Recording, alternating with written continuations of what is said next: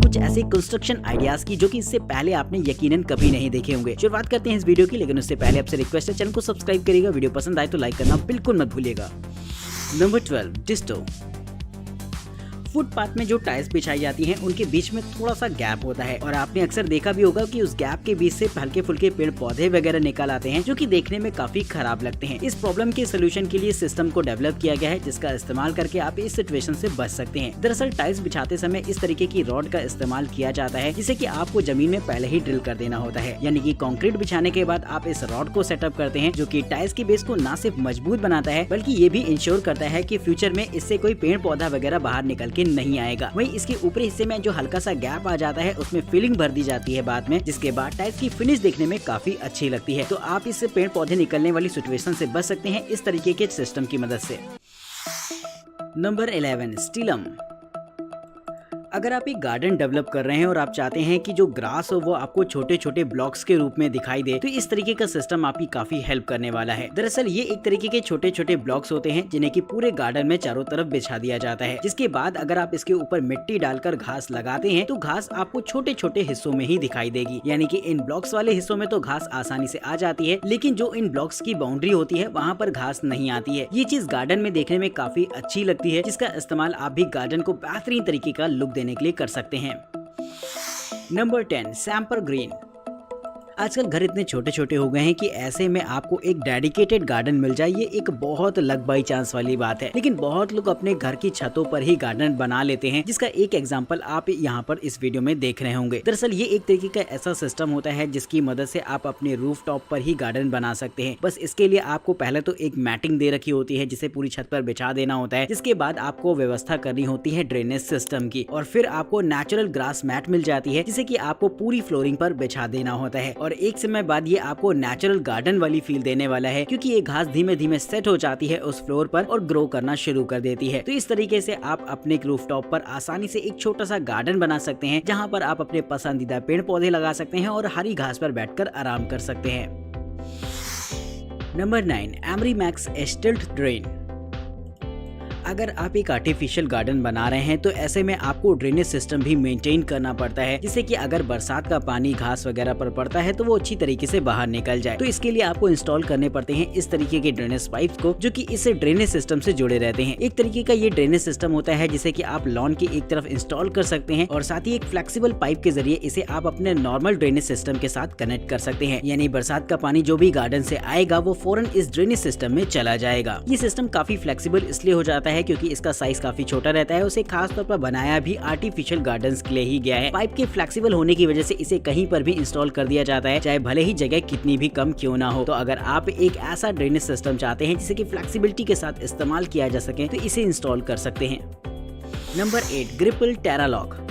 Normal highways और express veg को काफी ऊंचाई पर बनाया जाता है सामान्य जमीन की ऊंचाई से, जिसकी वजह से जो रोड के दोनों हिस्से होते हैं वो मिट्टी से ऊपर की तरफ कर दिए जाते हैं और जिनके साइड्स में आपको मिट्टी के ढेर दिखाई भी देते हैं। अक्सर बरसात की वजह से ऐसी जगह से मिट्टी भसकने का यानी कि लैंडस्लाइड का खतरा बना रहता है, जिससे बचने के लिए ग्रिप लॉक लगाकर उस जमीन को टाइट कर दिया जाता है, यानी कि आपको जरूरत होती है एक इस तरीके के लॉक की जिससे कि आप लोहे के जाल को जमीन पर टाइट कर सकेंगे। ये जाल एक तरीके से प्रिवेंट करता है लैंडस्लाइड को और साथ ही मिट्टी को बहने से भी रोकता है, लेकिन इसे अच्छे से टाइट करना अपने आप में काफी चैलेंजिंग इशू होता है, जिसके लिए ये टूल आपके लिए रिक्वायर्ड होगा। तो दोस्तों इस तरीके की टूल की मदद से आसानी से जाल को टाइट कर दिया जाता है जिससे कि वो दोबारा उखड़ता नहीं है और आप लंबे समय तक रोड्स का इस्तेमाल कर सकेंगे।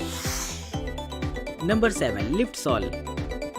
जो घर दरअसल लकड़ी के बनाए जाते हैं तो ऐसे घरों में जो फ्लोरिंग की जाती है वो भी लकड़ी की करी जाती है, लेकिन लकड़ी के पटरों को नॉर्मल यूं ही जमीन पर रखकर हम फ्लोरिंग तैयार नहीं कर सकते। इसके लिए बनाया जाता है पहले तो बेस, जहां पर इस तरीके का गैजेट आपकी काफी मदद करेगा। दरअसल ये एक तरीके की हैमर मशीन होती है जिसमें कि आप होल करने वाला अटैचमेंट लगाकर जमीन में अच्छी तरीके से ड्रिल कर सकते हैं, जिसके बाद कुछ और भी अटैचमेंट्स को रखकर आप बेस तैयार कर पाएंगे। और बाद में आपको लकड़ी के पटरे रखने होते हैं जिसे कि आपको एकदम सीध में रखना होगा और इसी तरीके के पटरों को आपस में जोड़कर आप लकड़ी का अच्छा खासा बेस बना देते हैं। ये बेस नॉर्मल फर्श से थोड़ा सा ऊपर की तरफ रहता है, जिससे कि लकड़ी को मजबूती तो मिलती है और वो फर्श से भी थोड़ी सी उठी हुई रहती है, जिससे कि उसकी लाइफ भी काफी बेहतर रहेगी। तो इस तरीके के सिस्टम को इस्तेमाल किया जाता है लकड़ी के घरों को बनाने के लिए, जो कि देखने में भी काफी अच्छे लगते हैं। नंबर 6, डोका फार्मी इको। अगर आपने कभी घरों में लेंटर पड़ते हुए या फिर पिलर को ढालते हुए देखा होगा तो देखा होगा कि किस तरीके से फर्मा का इस्तेमाल किया जाता है इस काम के लिए। हालांकि इंडिया में तो देसी जुगाड़ चलता है और देसी फर्मा भी, लेकिन अगर आप फॉरेन कंट्रीज की बात करते हैं तो आपको इस तरीके का फर्मा देखने को मिल जाएगा। ये बेहद एडवांस स्ट्रक्चर का फर्मा होता है जिसे इंस्टॉल करना काफी आसान रहता है। इसमें आपको बड़ी बड़ी काफी लोहे की प्लाई देखने को मिल जाएंगे जिन्हें की पाइप्स की मदद से आसानी से बैलेंस कर दिया जाता है, और ये पाइप भी बेहद खास होते हैं जिनकी हाइट को आप अपनी जरूरत के हिसाब से एडजस्ट कर सकते हैं। इस फर्मा को बनाते समय सेफ्टी प्रिकॉशंस का भी बहुत ध्यान दिया गया है जिससे कि काम करते वक्त हमारे वर्कर्स भी काफी सेफ एंड सिक्योर रहते हैं। तो इस फर्मा को इस्तेमाल किया जा सकता है एक बड़े स्ट्रक्चर को बनाने के लिए, जिससे कि ढलाई तो अच्छी तरीके से होती है, साथ ही हमारे वर्कर्स भी एकदम सेफ रहते हैं। नंबर 5, माई। अब मैं आपको एक ऐसी मशीन दिखाने वाला हूं जो कि सीमेंट मिक्सचर के तौर पर आपकी हेल्प करेगी। हालांकि सीमेंट मिक्सचर डेली ही बनता है किसी भी कंस्ट्रक्शन साइट पर, लेकिन ज्यादातर उसे मैनुअली तैयार किया जाता है इंडिया में। लेकिन अगर आप चाहें तो इस तरीके की इस मशीन को भी इस्तेमाल कर सकते हैं। इसका इस्तेमाल स्मॉल स्केल और लार्ज स्केल दोनों ही तरीके से किया जा सकता है। बस इसमें एक हिस्से पर आपको सीमेंट डालनी होती है, जिसके बाद ये मिक्सचर को खुद ब खुद तैयार कर देता है, और साथ ही तैयार मिक्सचर को डायरेक्ट पाइप की मदद से ये आपकी कंस्ट्रक्शन साइट पर पहुंचा सकता है, क्योंकि इसमें एक पंप भी अटैच रहता है, जिससे कि आपको ढलाई में काफी हेल्प मिल जाएगी। इस तरीके की मशीन का इस्तेमाल लेंटर वगैरह में किया जा सकता है, जिसमें कि आपको काफी ज्यादा सीमेंट की जरूरत होती है और आपको पाइप की मदद से वो अवेलेबल हो जाती है, तो उसे इस्तेमाल करना और भी आसान रहेगा। Number 4, JO blocks. कभी कभी आउटडोर में ऐसे हल्की स्ट्रक्चर को बनाने की जरूरत पड़ती है जो कि टेम्परेरी होता है, और ऐसे स्ट्रक्चर को बनाने के लिए इस तरीके के ब्लॉक्स आपके लिए काफी हेल्पफुल होंगे। इन ब्लॉक्स की खास बात ये होती है कि इनके साइड में आपको लकड़ी के खांचे बने हुए देखने को मिल जाते हैं, जिससे कि एक के बाद एक आप ब्लॉक को आपस में जोड़ सकते हैं, यानी कि आपको सीमेंट की जरूरत नहीं होती है इन ब्लॉक्स को आपस में अटैच करने के लिए। वैसे भी ये ब्लॉक्स दिखने में काफी अच्छे लगते हैं, लेकिन अगर आप डेकोरेशन करना चाहते हैं तो इसके ऊपर प्लास्टर भी कर सकते हैं। इन ब्लॉक्स को जोड़ने के बाद आप टाइल्स की मदद से आप इसकी फ्लोरिंग कर सकते हैं, और अलग अलग तरीके से इसमें पेंटिंग का काम भी किया जा सकता है, जिससे कि देखने में ये आपको एकदम नॉर्मल दीवार जैसा नजर आएगा। लेकिन ये स्ट्रक्चर बेहद हल्का और आउटडोर के लिए बनाया गया है, जिससे कि इसकी कॉस्टिंग भी अपने आप में काफी कम आती है। तो अगर आप टेम्परेरी स्ट्रक्चर चाहते हैं अपने घर पर या फिर आउटडोर में कुछ ऐसा बनाना चाहते हैं जिसमें कि आप कभी बैठकर आराम कर सकें, तो इस तरीके के ब्लॉक की मदद से आप जरूर से बना सकते हैं ये चीज। Number 3, continuity strip step box RT. Cement यानी कि आरसीसी से बनी हुई एक वॉल को अगर दूसरी वॉल से 90 डिग्री पर कनेक्ट करना होता है तो हम सरियों की मदद से ही उस वॉल को जोड़ने की कोशिश करते हैं। हालांकि ये स्ट्रक्चर भी मजबूत होता है, लेकिन इससे भी बेहतर तरीका अब मैं आपको इसका दिखाने वाला हूँ, जो कि आपको इस वीडियो में समझ में आएगा। दरअसल ढलाई से पहले इस तरीके के छोटे छोटे बॉक्सेस को इंस्टॉल कर दिया जाता है सरियों के बीच में, जिससे कि अच्छा खासा फ्रिक्शन मिल जाता है, और जब आप इसे कनेक्ट करके दीवार को आगे बढ़ाएंगे तो दीवार आपकी पुरानी वाली दीवार से अच्छी तरीके से कनेक्ट हो जाएगी, यानी कि 90 डिग्री पर एंगल बनाते हुए दोनों दीवार आपस में अच्छी तरीके से जुड़ जाती हैं, जो कि और भी काफी ज्यादा रिलायबल तरीका है दीवारों को आपस में जोड़ने का। तो ये बॉक्सेस आपकी काफी हेल्प करते हैं, जो कि सरियों के साथ साथ आपको एक्स्ट्रा प्रोटेक्शन देते हैं। नंबर 2, हैवलॉक वूल ब्लोन इन।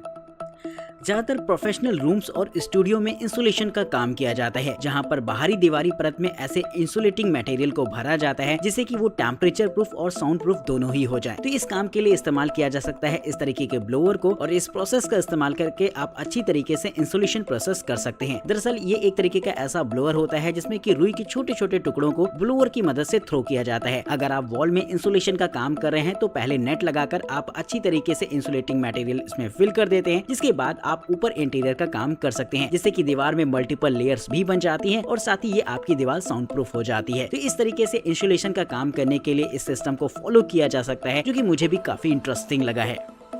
Number 1, yield link.